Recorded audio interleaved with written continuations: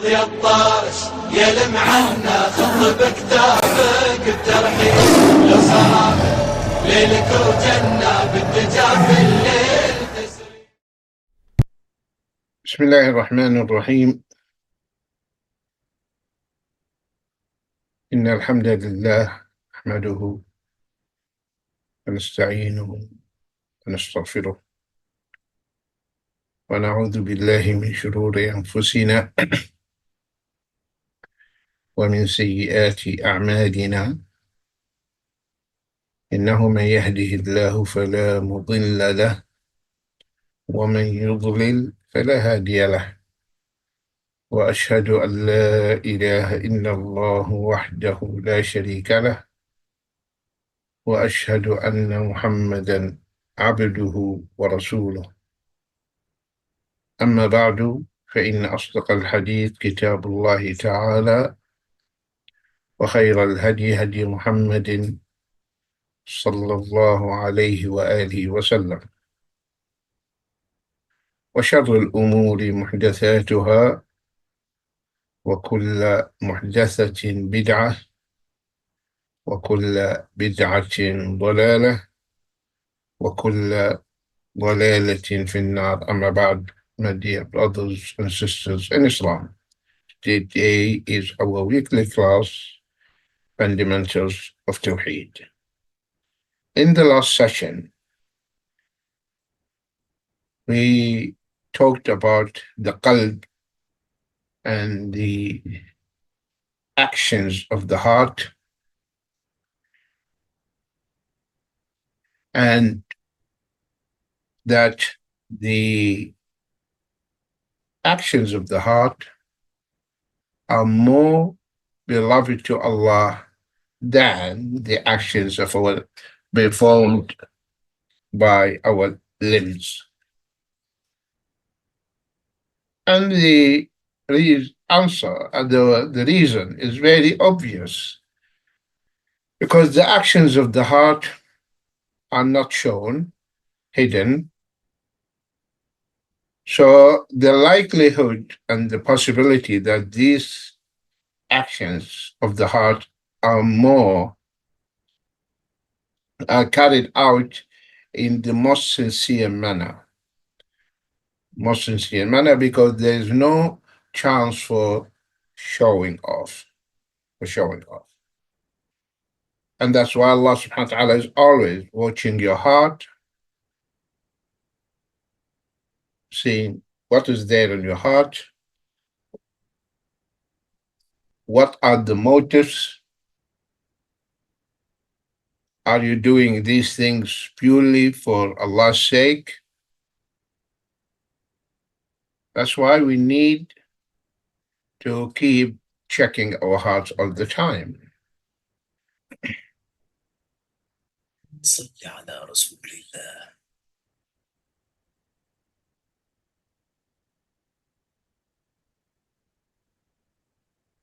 This doesn't mean that the actions of the limbs are not important, no. But when you compare, the most beloved actions are the actions of the heart to Allah subhanahu wa ta'ala, because they are sincere acts and done for His sake only.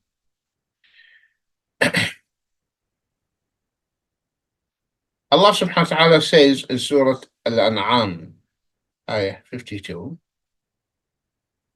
telling His Prophet sallallahu alaihi wasallam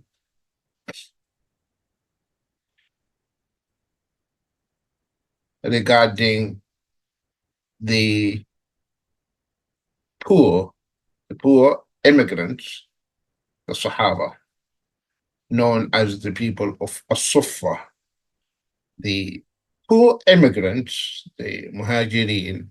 There was a place for them, okay, in the masjid where they stay there. So they are living in the masjid. So Allah in Surah Al-An'am, ayah 52, because the kuffar, they asked Him to allocate and to give them special time. They don't want out of arrogance. They don't want to sit with the poor immigrants who were in Makkah, and many of them were their slaves, like Bilal, Suhaib, etc. So Allah says here, well, addressing the Prophet ﷺ, ولا تطرد الذين يدعون ربهم بالغداة والعشي يريدون وجهه ما عليك من حسابهم من شيء وما من حسابك عليهم من شيء فتطردهم فتكون من الظالمين.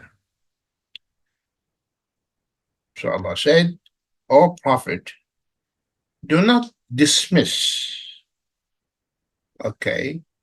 those poor believers who invoke their Rabb, their Lord, morning and evening, seeking His pleasure.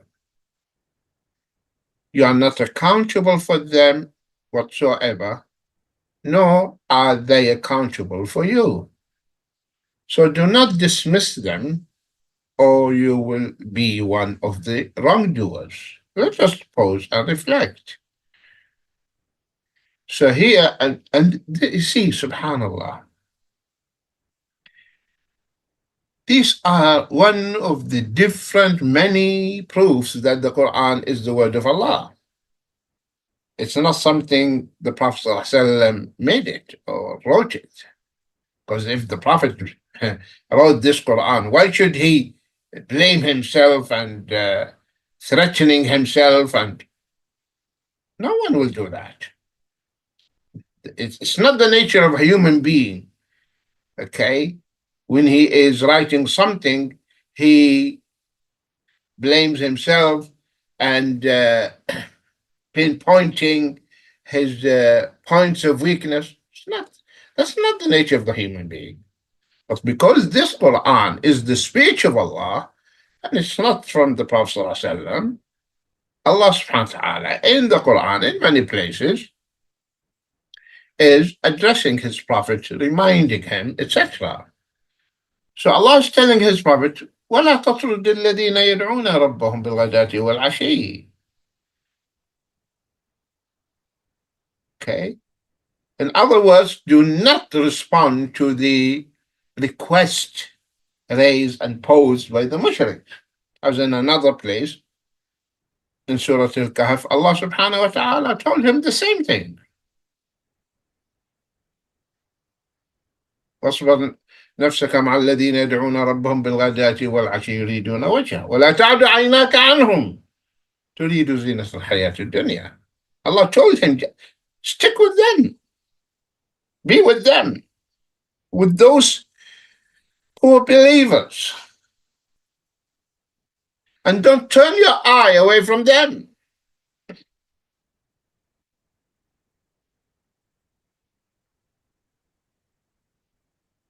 And here Allah said, يريدون وجهه, that they are devout worshippers seeking Allah's pleasure.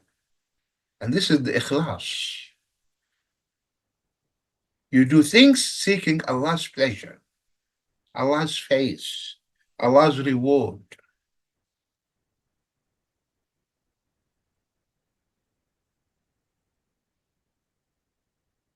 Allah loves those who are sincere,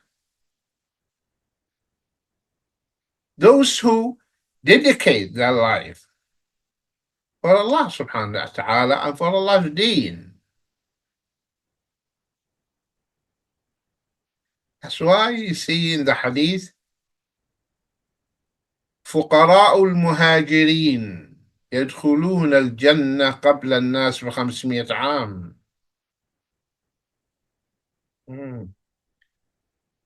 The fuqara, the poor from among the immigrants, they entered the Jannah 500 years ahead of the people, because they sacrificed for Allah's deen. They were the early ones who responded to the Prophet ﷺ and accepted the message. They were persecuted, they were tortured, many of them were killed. They were forced to emigrate to Abyssinia.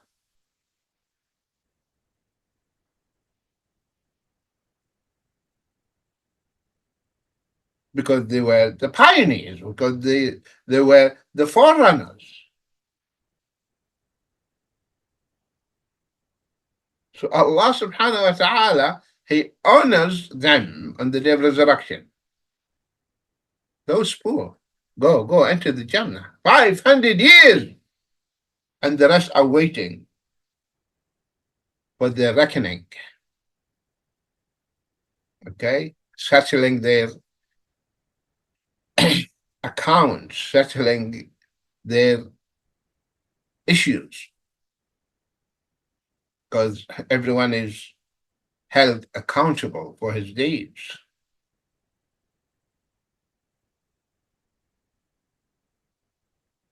So the most important thing, my dear brothers and sisters, that you do things purely for the sake of Allah. يريدون وجهه.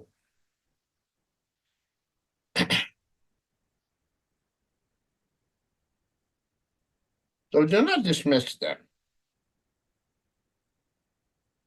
They call upon Allah morning and evening because they are very poor. Abu Huraira was one of them. So if anyone brings them food, that's fine. Otherwise, they tie their bellies. As Abu Huraira radiallahu anhu said, many times I fell, unconscious because of hunger.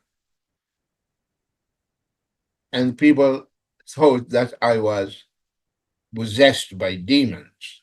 They didn't know that I collapsed and I fainted because I was hungry. One day, Sayyidina Abu Huraira radiallahu anhu was very hungry, and he wanted anyone to tell him, come, Abu Huraira, to my house to be fed. So what to do? He met Abu Bakr and pretended that he wanted to ask him about a mas'ala, a question. Abu Bakr answered him and he left. He didn't tell him, come with me. Then another, maybe Sayyidina Umar or another one. And then the Prophet ﷺ came out from the masjid, and when he saw Abu Huraira, he smiled. He said, Abu Huraira, come. So Abu Huraira followed him, entered the house. The Prophet ﷺ asked his wives, do we have any food? He said, no, we don't. The Prophet ﷺ, like the rest of the Sahaba, as our mother Aisha said, the household of the Prophet ﷺ, 2 months they would not light a fire, or a fire would not be lit in the house of the Prophet ﷺ, because there was nothing there to cook. 2 months. So they say we don't have any food except this small quantity of milk. Some of our neighbors, the Ansar, sent it. Small amount. Little quantity. It cannot even be sufficient for one person.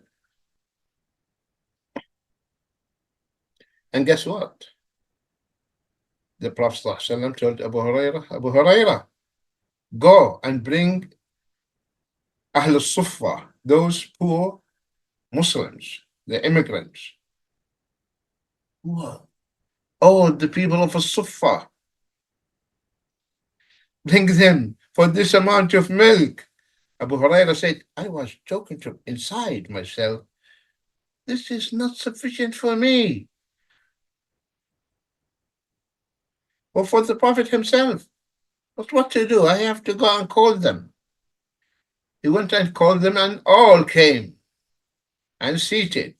They were seated in the room. And guess what? The Prophet ﷺ told Abu Huraira, give them the milk.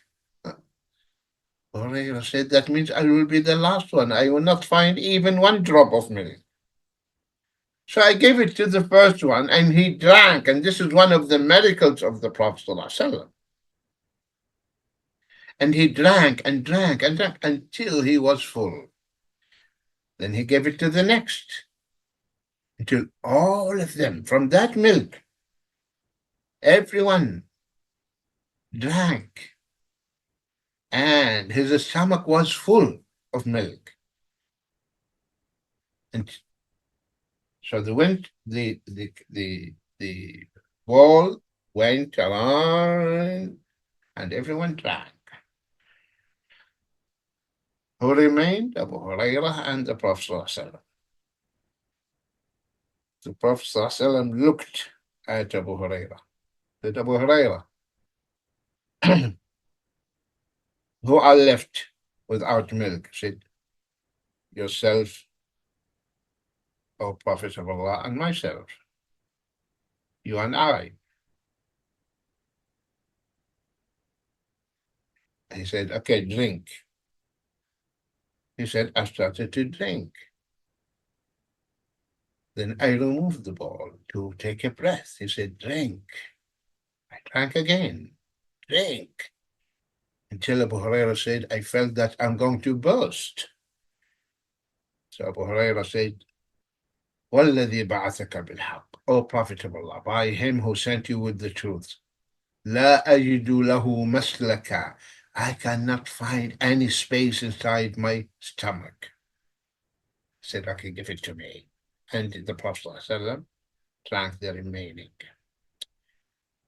This is one of the miracles of the Prophet ﷺ. So those are Ahl al-Sufa, the poor believers. The Sufis are saying that Sufism is derived from Ahl al-Sufa. Ahl al-Sufa, Sufi, and Sufa. So they say the Sufism is derived from there.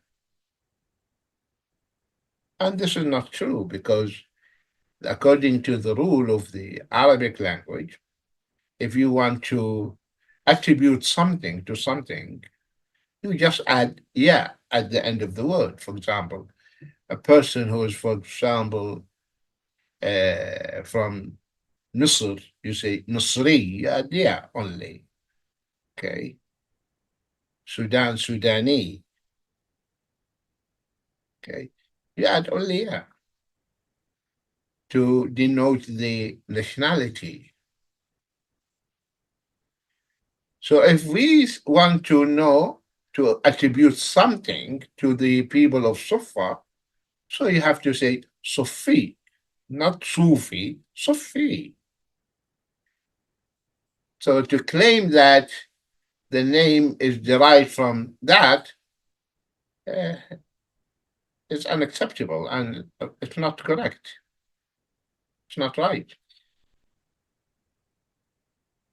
Or they said it is, the Sufism is from As-Saff al-Awwal, the first row, because early Sufis were devout worshippers, so they were always in the first row. The same thing, if you want to attribute to the Saf, the row, you say Safi, not Sufi.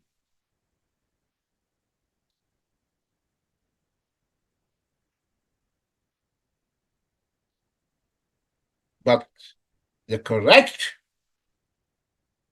form is that it is derived and attributed to the Suf. Suf. Suf means wool. So Suf, Sufi.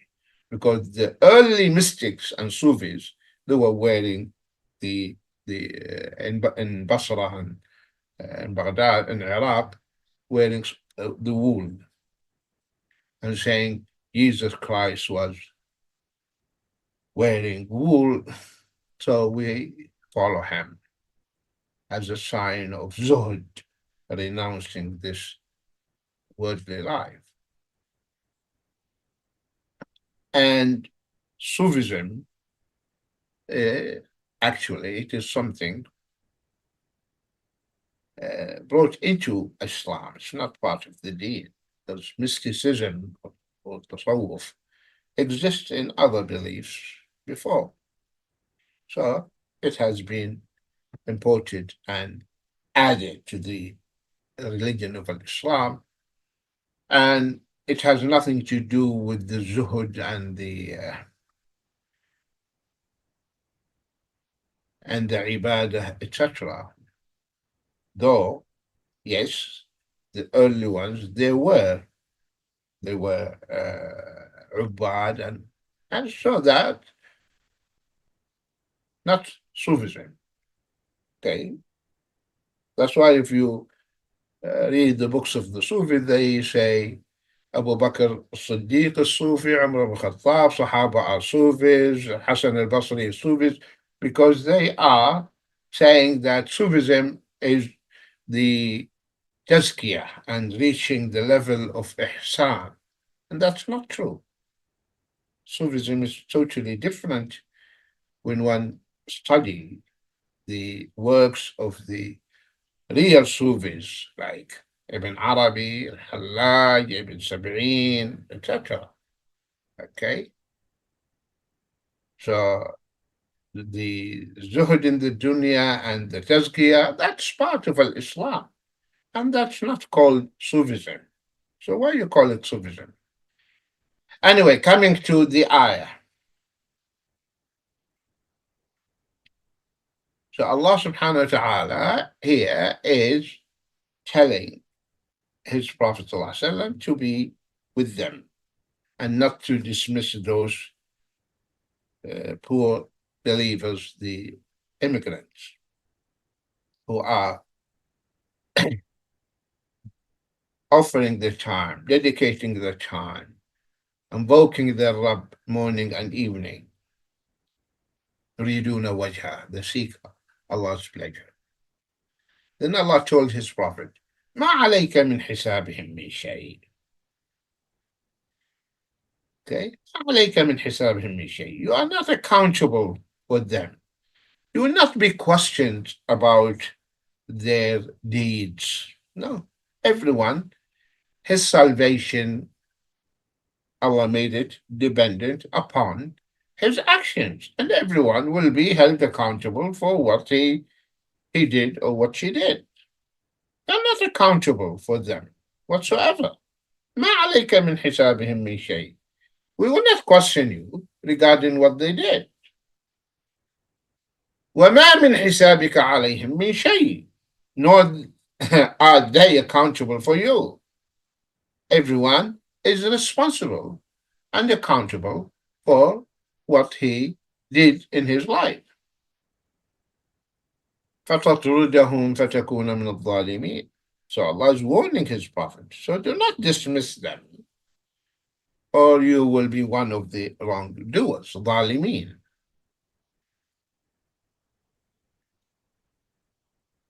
So that this ayah 52 of Surah Al-An'am mentioned that the people of Sufa, the poor immigrant believers, يريدون وجهه. That shows the ikhlas, and this is one of the functions of the heart.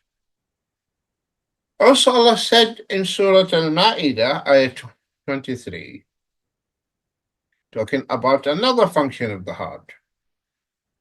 وَعَلَى اللَّهِ فَتَوَكَّلُوا إِن كُنتُم مُؤْمِنِينَ. Put your trust in Allah. We are truly believers. The tawakkul is one of the functions of the heart.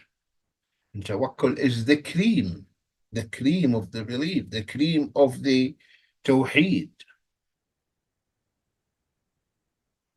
Because you believe in Allah, you believe He's your protector, you believe everything is in His hand, so you rely on Him. and you put your trust in him, and you count on him. Alas, whatever happens to me from my Lord, I accept. And I'm so confident that nothing is going to happen to me and harm me without his permission. And whatever happens to me, it is good for me. Because everything is in his hand. So this gives strength to the heart, brings about peace and serenity to the heart, and the anxiety, worries, depression, all these ills will not find room in your heart, because this heart is connected with its creator, trusting its creator, relying on its creator. وعلى الله فتوكلوا. The tawakkul. Sahaba, they actualize the tawakkul in their life. Many of us, we lack that. We lack the tawakkul. We became materialistic. We rely on the material stuff, things that are tangible, we feel, things that we don't see, the unseen, the ghaib. Our faith is not that strong. Sahaba, no. Whatever Allah says to them, as if they are seeing it. As if they are seeing it. Because the Iman is strong, so they didn't have any doubt. In one of the battles, one of the Sahaba, maybe Amr ibn Jamuh or another one, radiallahu anhu, he was eating few pieces of date, few dates he was eating. And then he asked the Prophet ﷺ, said, "O Prophet of Allah, what stops me from entering the Jannah?" He said, "What you have in your hand. What you have in your hand, that's what stops you from entering the Jannah." In other words, the time that you take to chew and eat these dates, that is the duration between you and Jannah. So he threw the dates and started fighting, and he was martyred. Khalas, I don't want this dunya, I want the Jannah. That is the fruit of the tawakkul.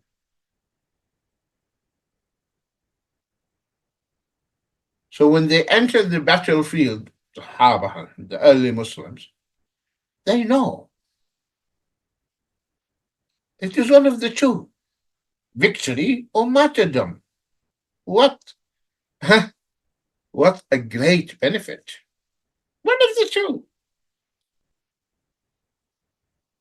Victory or martyrdom. I will die as shaheed. So that's why when they see the enemies outnumbering them, doesn't count to them. They don't worry. Okay? But they know victory is not because of number or weaponry or arms. No. Nasr, victory comes from Allah. And when you fight with Allah. Allah is with you.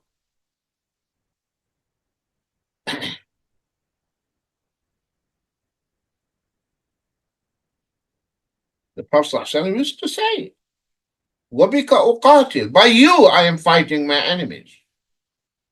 I rely on you. I count on you.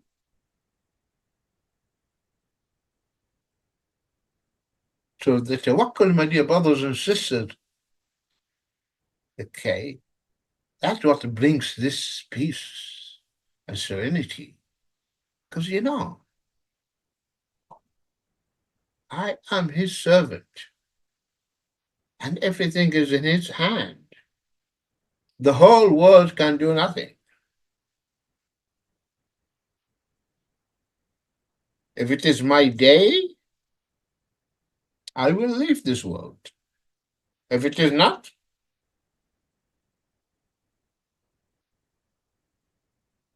I will not die. Sayyidina Khalid ibn al-Walid, when he was breathing his last, he said, because he was wishing and praying that he would die in the battlefield. But that didn't happen to him, to die in the battlefield. He said, my body, you'll not find a place to put your finger without a scar, a cut, slash, wound made by a sword or an arrow, all my body. And now I die on my bed like the camp. May the eyes of the enemies never enjoy sleep. So he didn't die in spite of all the battles he fought. So the tawakkul, my dear brothers and sisters, so here Allah subhanahu wa ta'ala is saying, وَعَلَى اللَّهِ فَتَوَكَّلُوا توكلوا على الله كنتم مؤمنين. See the tawakkul of the prophets of Allah. See the tawakkul of Musa alayhi salam. His people are telling him, the Pharaoh and his troops behind us, the sea in front of us, they're going to capture us. Because he has tawakkul. He said, no. Inna ma'iya Rabbi sayahdeen. No, they will not catch us. Because I have with me ma'iya Rabbi. He was feeling this witness, al-ma'iyya, private witness, special witness. Allah is with me, so don't worry. See the tawakkul of the mother of Isa alayhi salam. Which mother that will throw her baby into the water, to the river?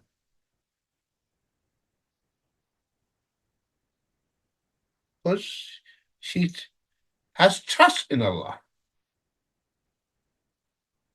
She didn't say maybe a wave will come and turn the basket and my baby will drown. No, because she knew Allah will take care of this baby. And she threw Musa alayhi salam into the water.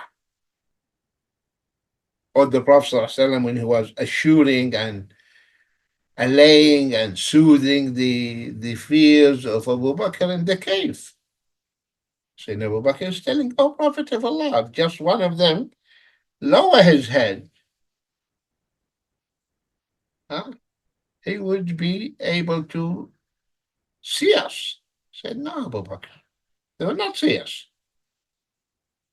Don't worry, they will not see us. Why? Because Allah with us.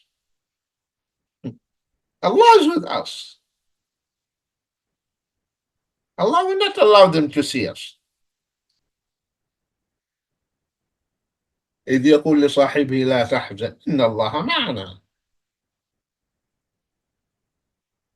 Recall when he was soothing his companion. Grieve not, O Abu Bakr, Allah is with us. Or Hajar alayhi salam. In no way, no in place, no human beings. Barren valley. No dwellings, no human beings. And she was left alone with the baby, Ismail alayhi salam.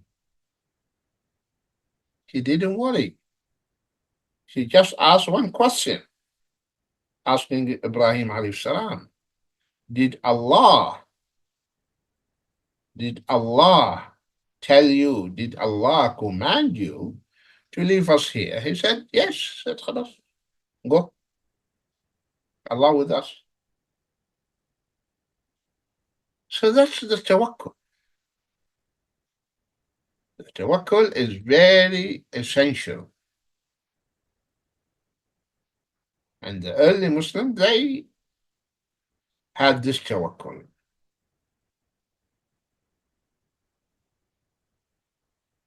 Sayyidina Khalid ibn al-Walid, the enemies, they told him, Khalid, this poison, if you drink it and nothing happened to you, we will become Muslim. Said, I'm going to drink this poison and it will not harm me. And after that, there's nothing for you either. You become Muslims or I will kill you. And he drank it and nothing happened to him. So it is, they were 100% sure that they will get rid of him.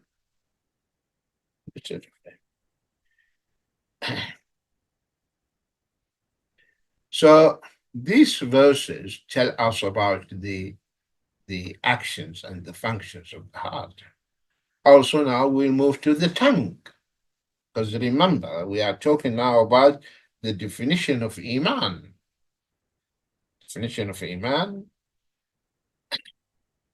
قول باللسان واعتقاد بالجنان وعمل بالجوارح والأركان يزيد بالطاعة وينقص بالمعصية.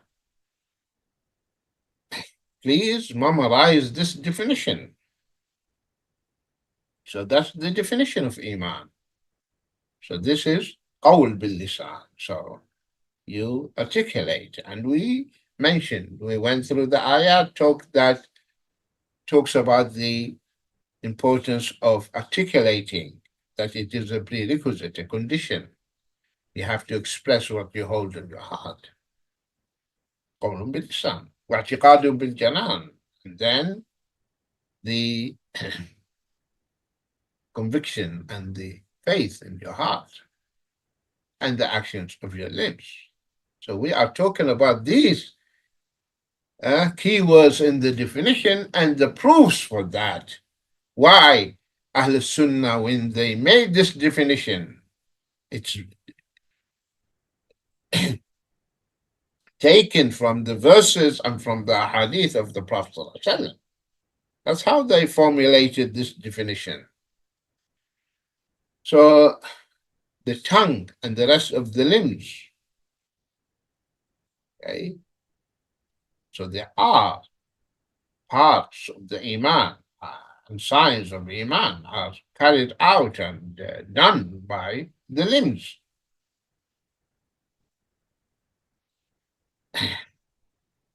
Among the things that you do, a'mal and functions and actions by your tongue is reading the book of Allah. That is, this amal is done by your tongue. Okay, so you use this organ to articulate, to recite, to make istighfar, etc. And when you are reading the Quran, you feel your iman increases because the formula is easy. E equal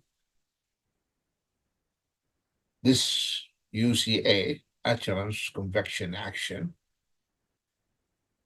So the utterance, you are reading, your lips are moving, your tongue is moving.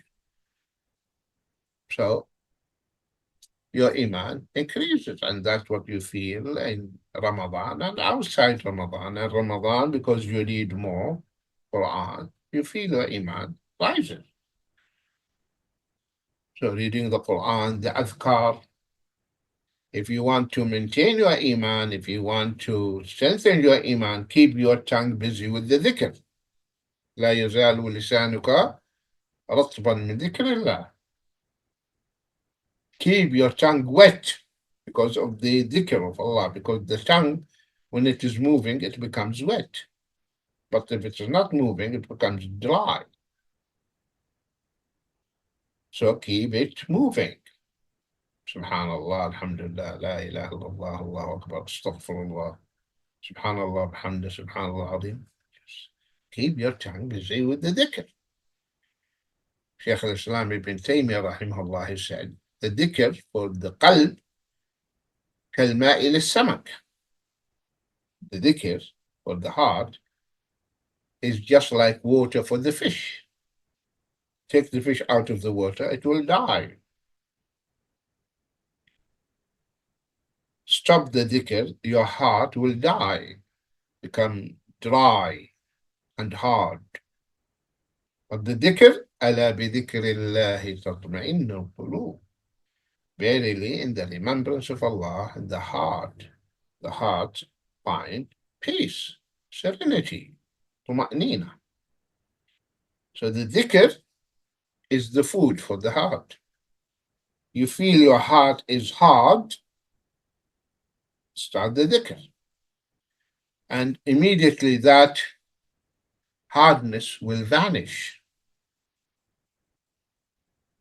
The Prophet ﷺ said, إنه لا يران على قلبي. I feel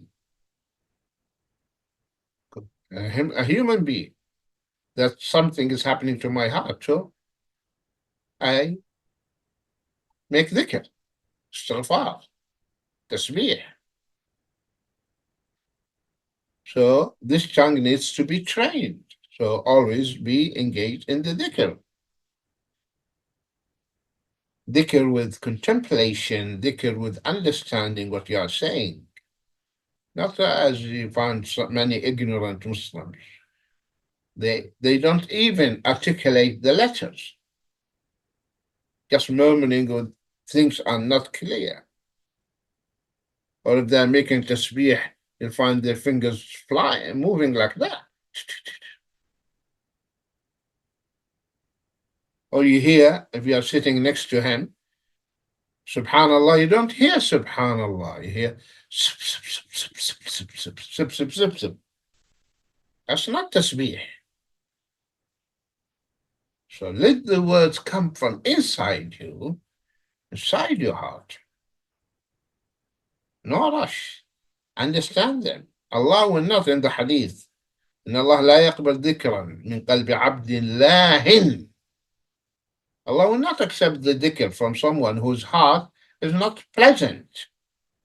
لمن كان له قلب أو ألقى السمع وهو شهيد. That's what the person, Allah will accept his dua and his adhkar. لمن كان له قلب, the one who has heart. What does it mean, has heart? His heart was pleasant when he is making the dhikr. And ألقى السمع, he's attentive, pleasant, witnessing what he's doing.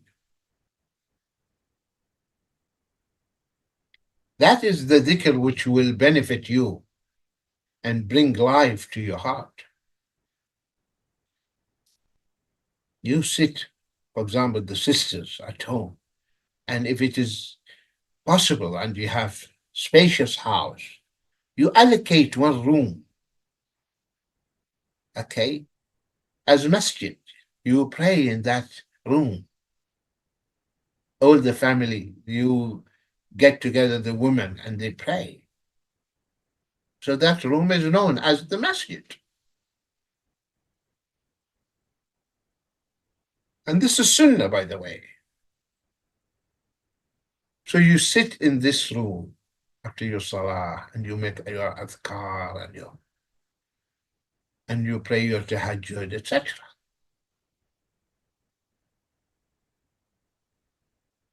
So the dhikr is life. Enliven the heart. Without dhikr, the heart is dead. Sheikh al-Islam ibn Taymiyyah rahimahullah, they said, after Fajr, he would remain in his position, will not move, and he will be engaged in the dhikr until midday. And then he would say, this is my spiritual dose. If I leave it, I will die. He said, this is what sustains me, gives me the strength by Allah's grace, this dhikr. If I leave it, I will die. That was Sheikh al-Islam Ibn Taymiyyah, rahimahullah. His student Ibn al-Qayyim, he was living in Mecca, in the Haram, staying in the Haram. And he mentioned that, he said, maybe a month or more, said, I was living only on Zamzam, reading Zamzam, reading on Zamzam, drinking it. And he said, I put on weight. تكسر الشحم فيه. I put on weight. I became fat. And my food was only Zamzam and dhikr.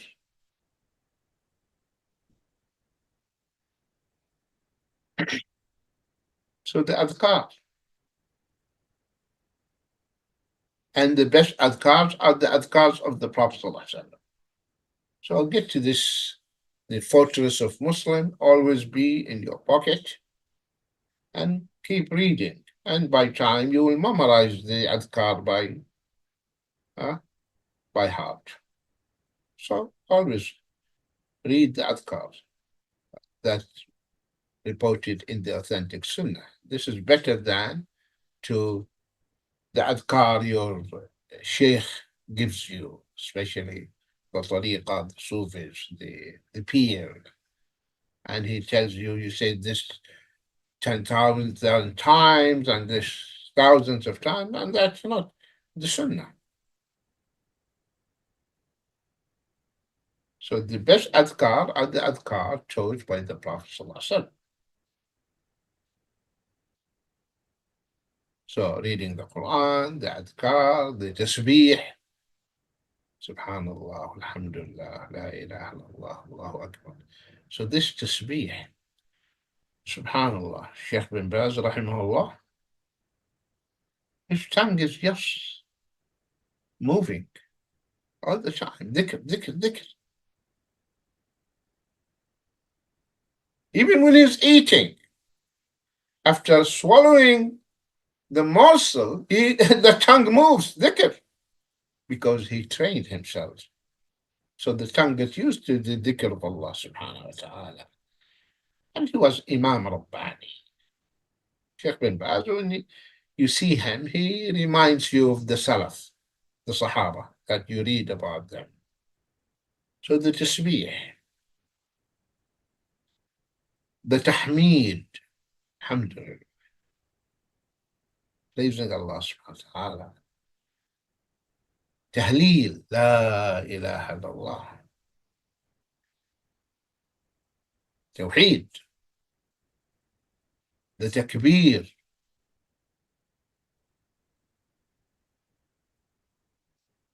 making takbir, glorifying Allah subhanahu wa ta'ala. And the dua. الدعاء سلاح المؤمن. الدعاء سلاح المؤمن.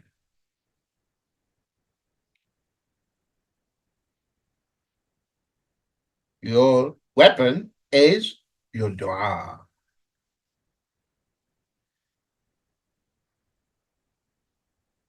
Dua. Always. The Prophet ﷺ, on the day of Badr, when he found himself confronted now with the Confederates, with the army of Quraysh, he didn't come out to fight Quraysh, he came out to confiscate the caravan, but now an army in front of him.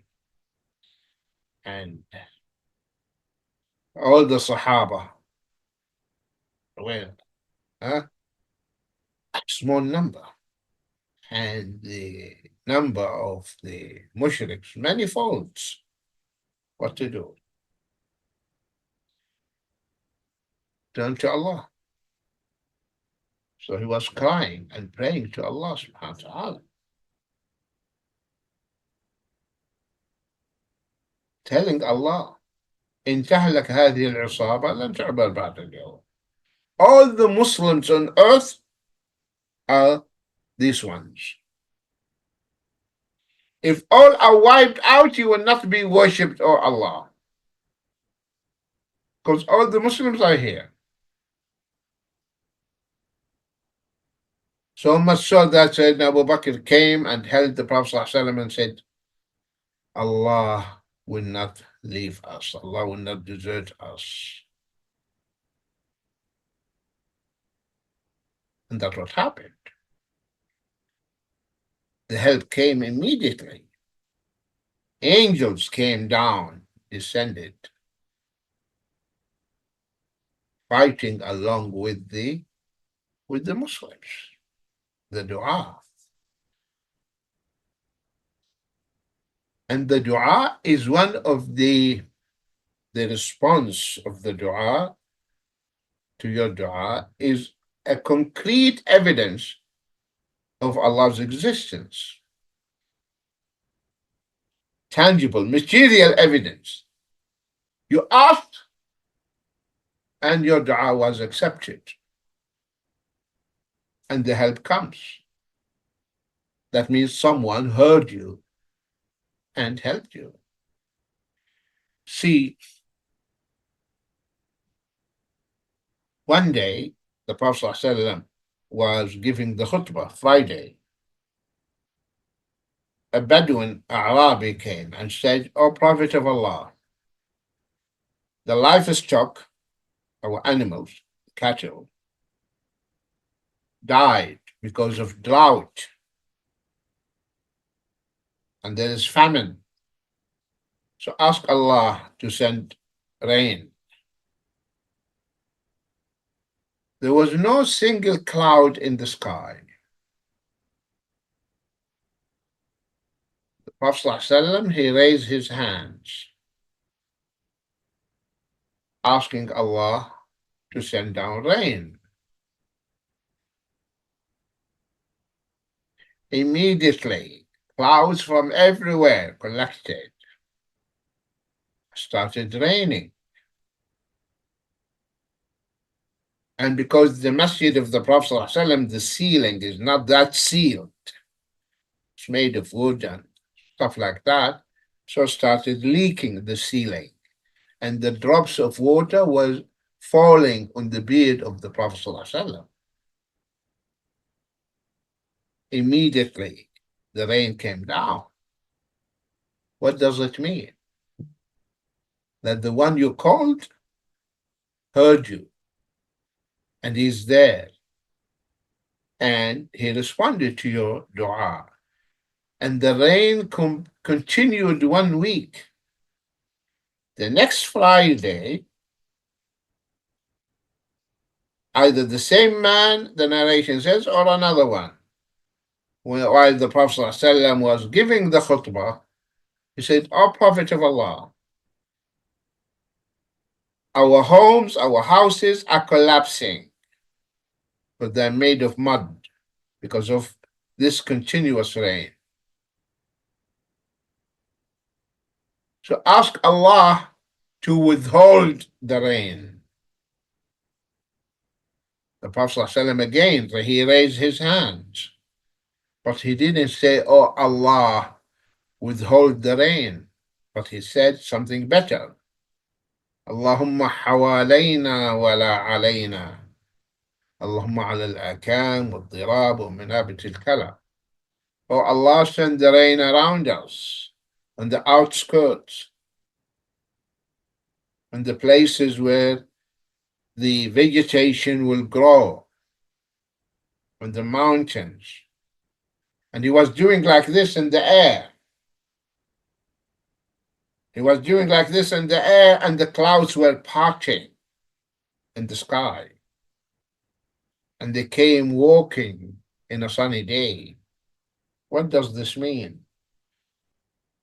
This is tangible, material proof of Allah's existence. He heard the supplication, the dua of his prophet, send down the rain. And now he heard the supplication of his prophet to disperse the clouds and send and move the rain to somewhere else, and Allah responded. The dua. And the dua, my dear brothers and sisters, once you just raise your hands, you should be confident that Allah will respond to your dua. But it's either here or there in the hereafter. Maybe you ask something and that thing you ask for money. Allah knows. If He makes you rich, this will harm you. So He doesn't make you rich here, but He gives you something better in the hereafter. Because He has many ignorant Muslims who say, "Akhi, I made dua and nothing happened." No. So, and the Prophet ﷺ said, then he will quit making dua. No. Sayyidina Umar said, I'm not concerned about the response of my dua. What preoccupies my mind and worries me, concerns me, is to make dua. So I'm just busy with making the dua because the response I know, Allah responds. Because Allah said, وَقَالَ رَبُّكُمْ ادْعُونِي أَسْتَجِبْ لَكُمْ. Call upon me, I will respond to your dua. So you should not leave the dua. And the thing that counteract and remove the calamities is the dua. So just keep your tongue busy with the dua always. Sahaba, they were like that. When they need anything, they just raise their hands. They raise their hands to Allah subhanahu wa ta'ala. Because to them, Allah is close to them than the veins, the jugular vein in their necks. So Allah close to them. So they just raise their hands and ask Him the dua. So keep yourself busy with asking Allah subhanahu wa ta'ala. Because if you don't ask Allah, Allah gets angry with you. من لم يدعو الله يغضب الله عليه. The one who doesn't ask Allah, Allah gets angry with him or her. Allah gets angry with you when you don't call Him. إن الذين يستكبرون عن عبادتي وقال ربكم ادعوني استجب لكم إن الذين يستكبرون عن عبادتي سيدخلون جهنم داخلين. And your Lord said, قال ربكم ادعوني, call upon me, استجب لكم, I will respond to your dua. إن الذين يستكبرون عن عبادتي, those who are arrogant to call me, سيدخلون جهنم, they will be cast and thrown into the hellfire, humiliated, داخلين. That's what the Prophet said. من لم يسأل الله يغضب الله عليه. He who does not ask Allah, Allah gets angry with him. Allah gets angry with him. A poet said, he paraphrased the meaning of this hadith. He said, Allahu yaghdabu, Allahu yaghdabu in tarakta su'alahu. وبني آدم حين يسأل يغضب. الله يغضب إن تركت سؤاله وبني آدم حين يسأل يغضب. He said, Allah gets angry with you when you don't ask Him. Whereas the son of Adam, a human being, gets angry when you ask Him.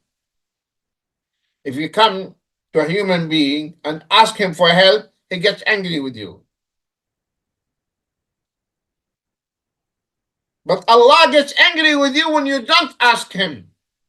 And we leave Allah and we don't ask Him, and we go and we ask human beings for help.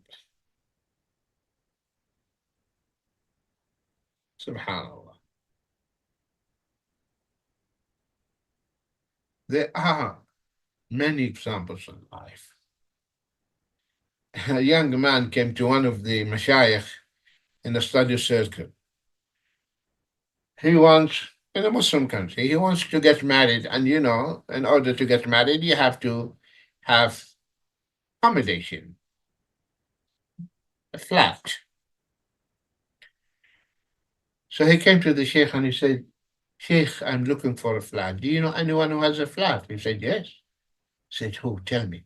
He said, Allah. Allah has flats.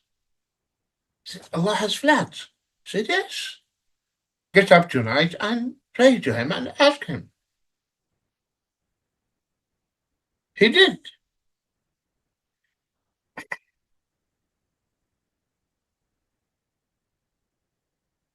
He came to the Sheikh in the study circle and he was doing like this, whispering. The Sheikh could only see his lips and he was saying, yes, yes, he has flats. Allah has flats. I got one.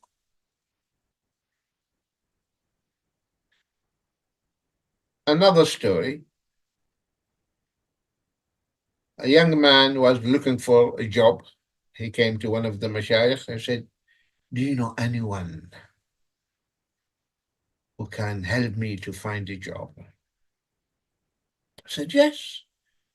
Guess what this young man was thinking? That this sheikh, he knows, big shot. Okay, so he's going to tell him, go to this person or that. But to his surprise, he told him, Allah. Allah? Said, yes, Allah. Ask Allah. Get up and at night and pray and cry to him and ask him. He said, I did. I have my file with me, with my CV, with everything. I'm going from one place to another. So he said, I got this gut feeling inside me. Someone is telling me, stop in front of this building and go inside and ask them if they have a job. He went, he said, we are looking for someone like you. We have 2 jobs vacant. Yes, my dear brothers and sisters, everything is in Allah's hand. So ask Allah. The dua, then the istighfar. Astaghfirullah, astaghfirullah, astaghfirullah. Nuh said, قُلْتُ اسْتَغْفِرُوا رَبَّكُمْ. To seek forgiveness. Ask Allah subhanahu wa ta'ala forgiveness. Make istighfar always, but keep the tongue. Astaghfirullah, astaghfirullah, astaghfirullah. With the istighfar. يُرْسِلِ السَّمَاءَ عَلَيْكُمْ مِدْرَارًا. Allah will send the rain because of your istighfar.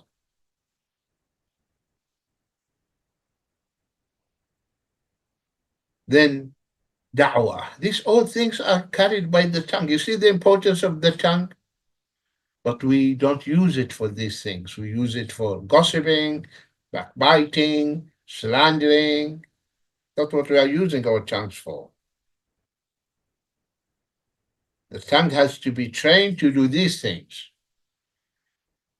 Calling to Allah's deen, the da'wah, talking to the non-Muslims, inviting them, da'wah. If Allah guides through you one person, it's better than for you than the red camels or the whole world. Da'wah is our business, Muslims. ادعو إلى سبيل ربك بالحكمة والموعظة الحسنة وجادلهم بالتي هي أحسن. Call to Allah's deen. الموعظة, nice exhortation, nice speech. kind words, and wisdom. وَجَادِلْهُمْ, and reason with them in that which is the best. قل هذه سبيلي أدعو إلى الله على بصيرة أنا ومن اتبعني وسبحان الله وما أنا بمشركين. Say, this is my way. Allah is telling us, telling His Prophet to tell us. هذه سبيلي, this is my way. Calling unto Allah. أدعو إلى الله. I call people not to follow me, not to follow my jama'ah. No, no, no. Follow the deen of Allah. أدعو إلى الله. على بصيرة, with understanding, knowledge. When you are making da'wah, make sure that what you say is correct, authentic. Even if it is one ayah. بلغوا عني ولو آية. But don't give unauthentic information. And when you are asked about something you don't know, say, I don't know. But I will find out, I will come back. And what you learned, share it with people. But make sure that what you learned is authentic. And memorize the evidence. Memorize the ayah, memorize the hadith of the Prophet ﷺ. So the deen, da'wah. Everyone should be involved in the da'wah. Everyone, according to his capacity. Even the children. Even the children. They are calling their friends, non-Muslims, to Islam.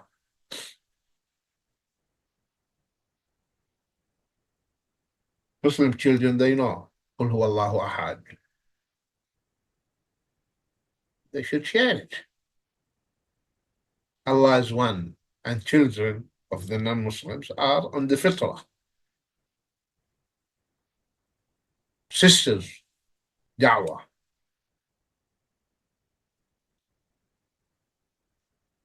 Our girls, our daughters in schools, da'wah. Da'wah, da'wah. This is our business. We are the ummah of da'wah. We are the ummah of da'wah. And the people, they need the da'wah. They need. People are in the dark. And we have this treasure, al-Islam, and we don't share it with others. People are dying on kufr. Your next door neighbor is kafir. You don't invite them. You don't call them. You don't talk to them. What are you going to say in front of Allah?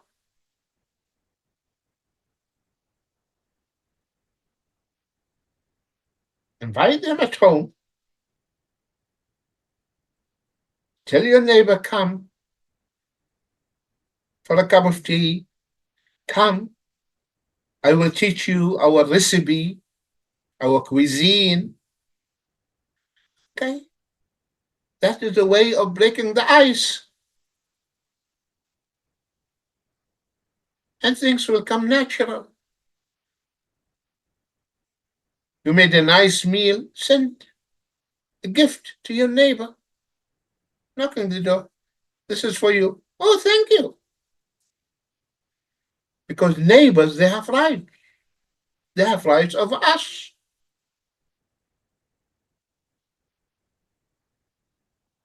That's how you turn the table. That's how you change the negative image about Islam. Many non-Muslims, they are masakin. They don't know. They believe what the media tells them, and they are brainwashed. Yeah, they are brainwashed. So the da'wah, my dear brothers and sisters, is our business. Calling to Allah's deen and teaching this beautiful deen to the people.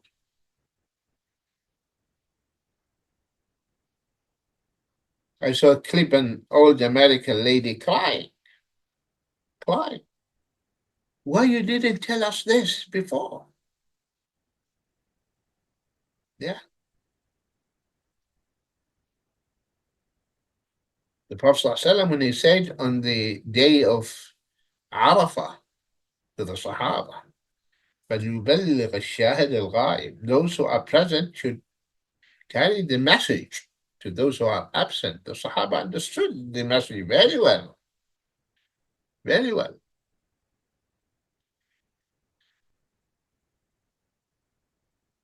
Most of them died outside Arabia. Their graves are scattered all over the place, many places. Doing what?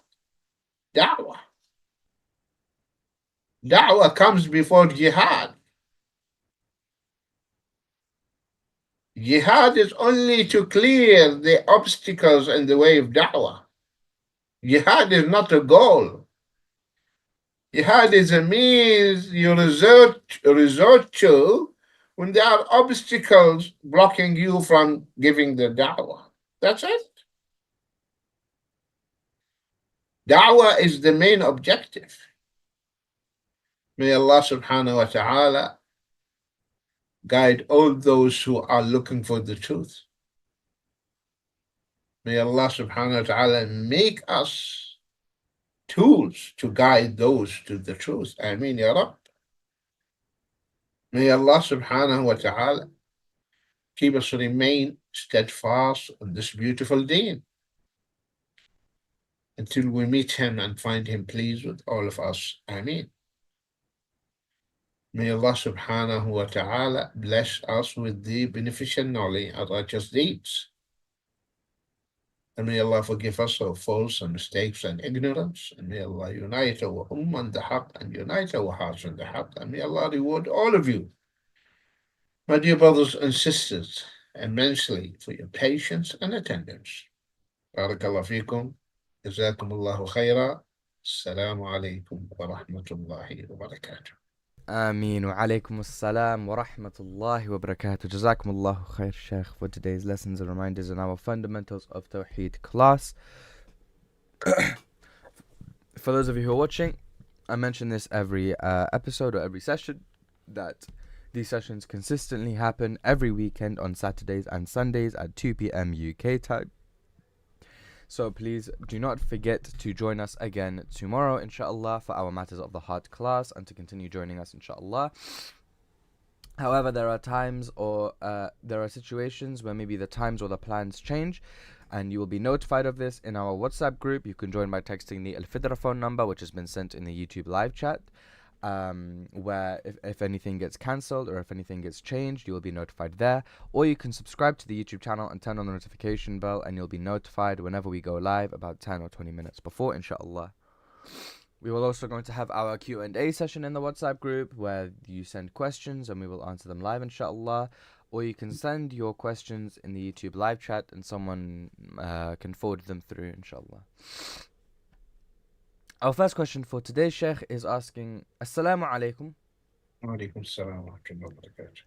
Can I make dua to Allah to punish the jinn who may harm me?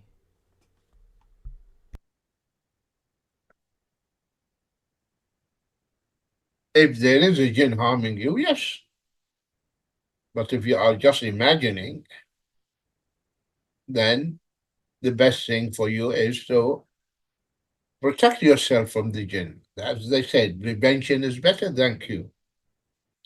Because many people are obsessed with jinn, when they don't have. Okay? Especially in the subcontinent. Everything is sihr, ayn, jinn, everything is like that. Yes. Protect yourself. Maintain your wudu all the time, read the adhkar, and you will be protected 100% against the jinn and the sihr, etc. Next. Jazakumullahu khair. The next question is asking, Sheikh, is it sunnah to change the spot where you are praying between the sunnah and the fard? So, for example, after praying the sunnah of Fajr, you slightly move to the left or to the right, or you move where you are praying to pray the fard. It is sunnah that after praying the fard, now you want to pray the sunnah, you change your position. Yes, it is sunnah. Next. Jazakumullahu khair. The next question is asking, is there anything that we must tell our future spouse before we get married? In Islam, when the husband-to-be comes, he sits with his wife-to-be, and we give them chance to talk, so they can talk about how they want to lead their life. And of course, you don't disclose your past. Okay. You don't air the dirty linen. Okay. So you don't mention anything. No one should disclose his sins because this is the mindset of those who grew up in the West. Let us confess, as if they are Roman Catholic. Confession. You have to confess to the priest. No, Islam is haram that. You don't disclose your sins. Allah covers them, finish. Just bury that past and start fresh. But you discuss how you want to live, how you want to lead your life, etc. That's what you need to discuss with each other. Next. Jazakumullahu khair. The next question is asking, Assalamu alaikum. Alaikum salam.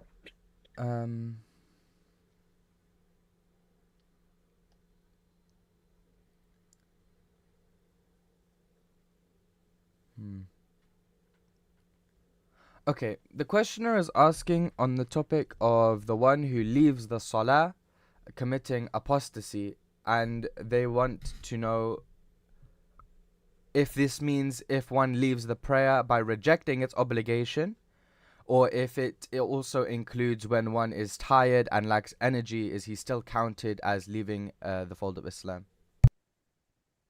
Well, this issue is a controversial issue between the ulama. Okay. First of all, they say the one who doesn't pray, he has to pray.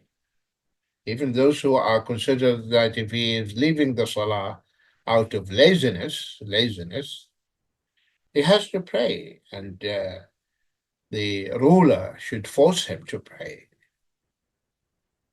The qadi should force him to, the judge force him to pray. Sheikh al-Islam ibn Taymiyyah, he says, we bring the sword in front of him. Sword, show him the sword.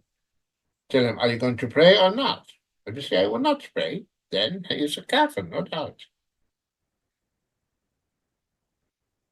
Okay?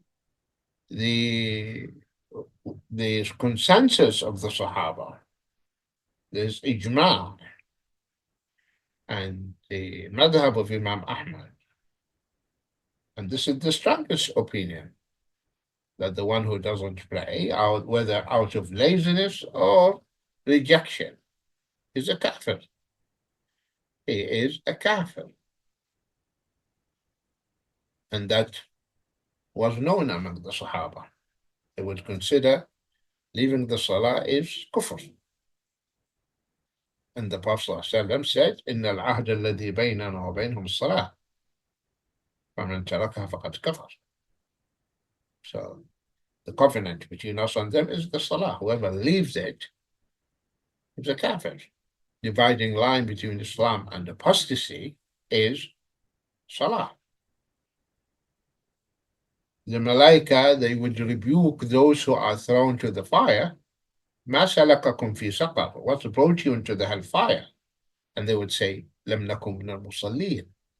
We were not praying. Allah said, وَيْلٌ لِلْمُصَلِّينَ الَّذِينَ هُمْ عَنْ صَلَاتِهِمْ سَاهُونَ. Woe to those who delay their prayers. They pray, but they delay them. Woe to them. Punishment for them, extreme punishment for them. painful punishment for them. Though they pray, but they delay their prayers. Imagine those who do not pray at all. This salah should not be treated lightly. This was given as a gift to the Prophet ﷺ in heaven, not on earth. مروا أولادكم بالصلاة وهم أبناء 7 واضربوهم عليها وهم أبناء 10 وفرقوا بينهم في المضاجع. Command your children to pray when they reach the age of 7, and discipline them, smack them when they reach the age of 10, and do not let them sleep together. So the salah is one of the pillars of Islam. So if someone's wife doesn't pray, tell her, pray. I will not pray. As-salama, bye. Husband doesn't pray, pray. I will not pray. As-salama, bye. You're a kafir, I will not live with you. Next. Jazakumullahu khair. And to follow up on this topic, when one has abandoned their salah, or if one has gone an amount of time without praying due to whatever waswas or whatever, must they retake their shahada or reclaim their Islam? Yes, they say the shahada, okay, because he left Islam. And he should repent sincerely, and try to do more nafil prayers to compensate. Though some of the ulama, some of the schools, they are saying he has to make all the prayers that he missed. So he has to pray the fard twice. One as fard, the other as qada, until he dies or she dies. Next. Jazakumullahu khair. The next question is asking, Assalamu alaikum. Alaikum salam.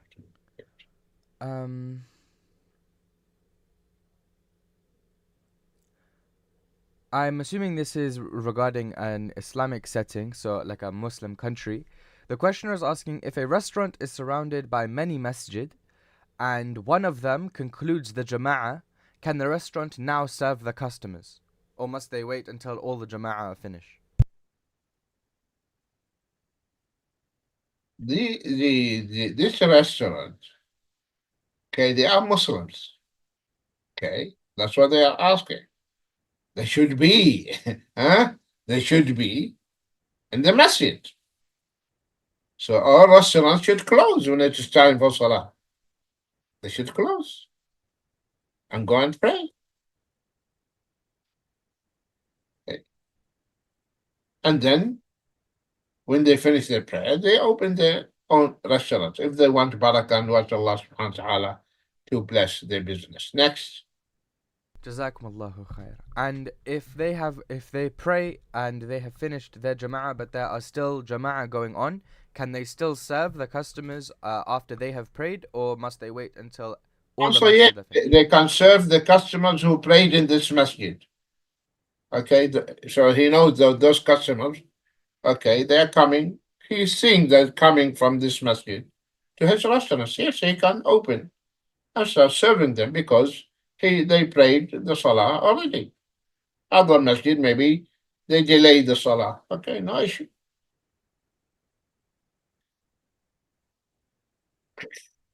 Jazakumullahu khair, Sheikh. The next question is asking,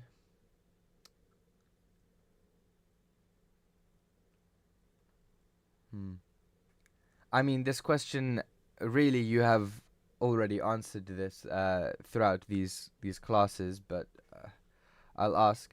The questioner is asking, how do you harmonize the qadr and dua? How do you link the two? I know that this is part of the class, but Ask him to refer to the last session, I think. We talked about qadr. no. Okay. And the dua is part of the qadr. It's part of the qadr. Next.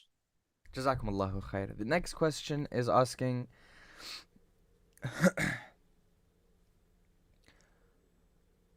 The questioner is saying they have an issue where they struggle to say the opening takbir for salah.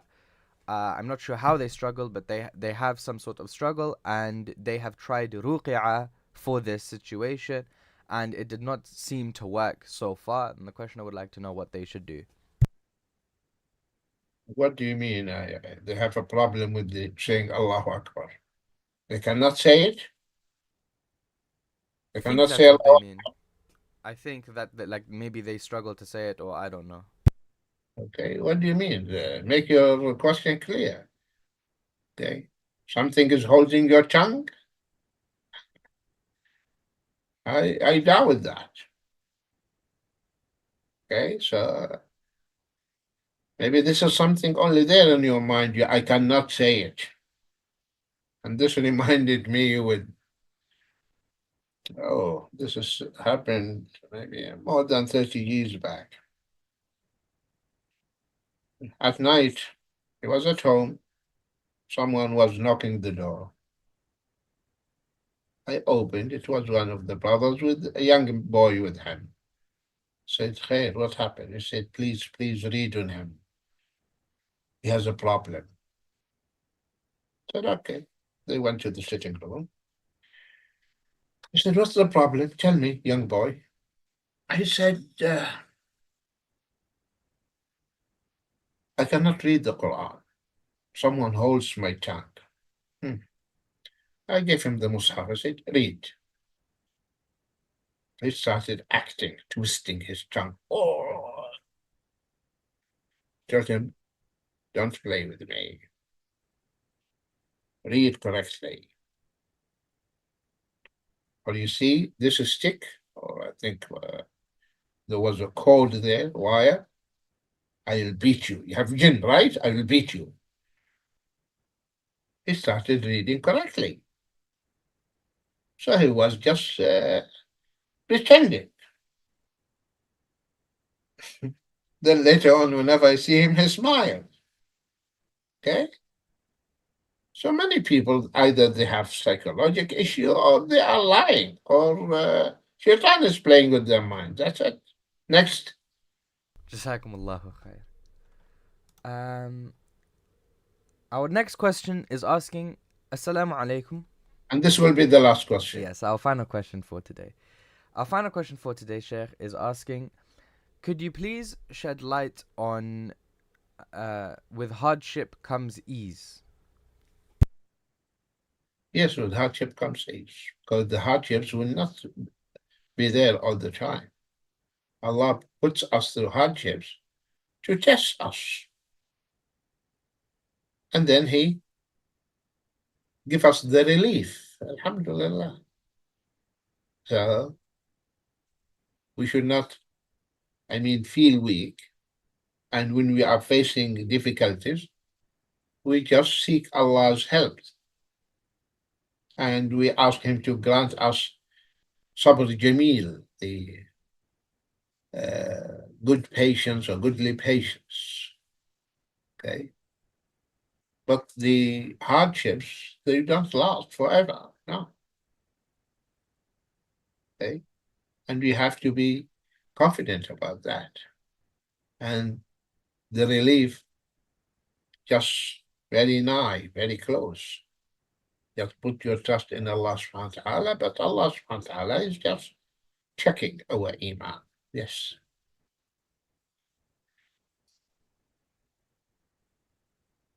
I hope it is clear to the questioner. Jazakumullahu khair. And that is our final question for today. May Allah grant us all ease in our lifetimes. Ameen, inshallah.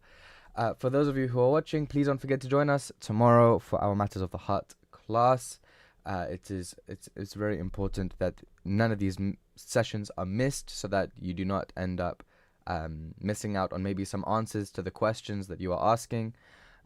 Inshallah. These episodes will be titled as well. It takes some time, but they will be titled, so maybe it will give you a bit of an idea of what the episode is about.